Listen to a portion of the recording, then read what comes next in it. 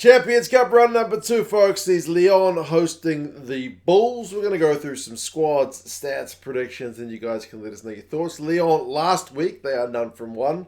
Lost to Bristol away, 36-34. Down 21-10 at halftime, so a decent comeback from them, but not enough to get it done. Whereas the Bulls, one of the few URC sides who actually, looked really good.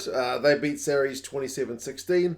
They were up 20 points to 6 at halftime, so I'll be a little bit disappointed, especially after Billy V got red carded, that they didn't push on for a bonus point. But yeah, they're certainly looking in a pretty decent position thus far. And interestingly, these two sides played each other in last season's Champions Cup as well, which, if I'm not mistaken, was the start of this year. So same year.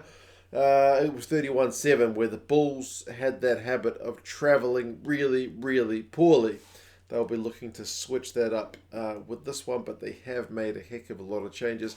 If we look at Lyon first, though, they have made also a handful of changes, although the front row does still feature Sebastian Taufifenua. Liam Coltman of Alpha Tuaka, former Super Rugby fellas, are up from the bench to get starts this week. Giarassi still in the second row alongside Taufifenua, so it's a all French international second row. Okuya, Pacheco, and Taufua are the back row. So Jordan Taufua, another former Super Rugby connection, comes in at number 8 after being out the squad last week. But it was Pacheco, man. 19 tackles last week is a heck of a defensive shift.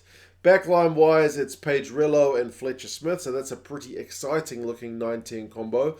Kyle Godwin comes in for Semi Radradra, who's maybe not quite the excitement machine that Semi is. Semi had the most carries for Lyon last week, but misses out this week. Kyle Godwin, the former Western Force man. Different level from Semi, but solid enough player. Poirasson continues on at 13. Dumotier is there on the right wing. Monti Ioane on the left, and then Takia Abrams at fullback. So it's a pretty exciting looking Lyon backline. I think we can expect them to do a fair bit of running. They've brought in Lambe. They've brought in Paddy Jackson, they've brought in Kuyu, they've brought in Anu Bota. They've made a bunch of changes on the bench, have Lyon. So it is, it's a bit of rotation, which is maybe to be expected. But also, the Bulls have made even more changes. How many guys started last week that start this week? I think it's Van Staden at 6, Swanee Paul at 5, and that's pretty much it for the starting side. Everyone is either up from the bench or into the 23. So,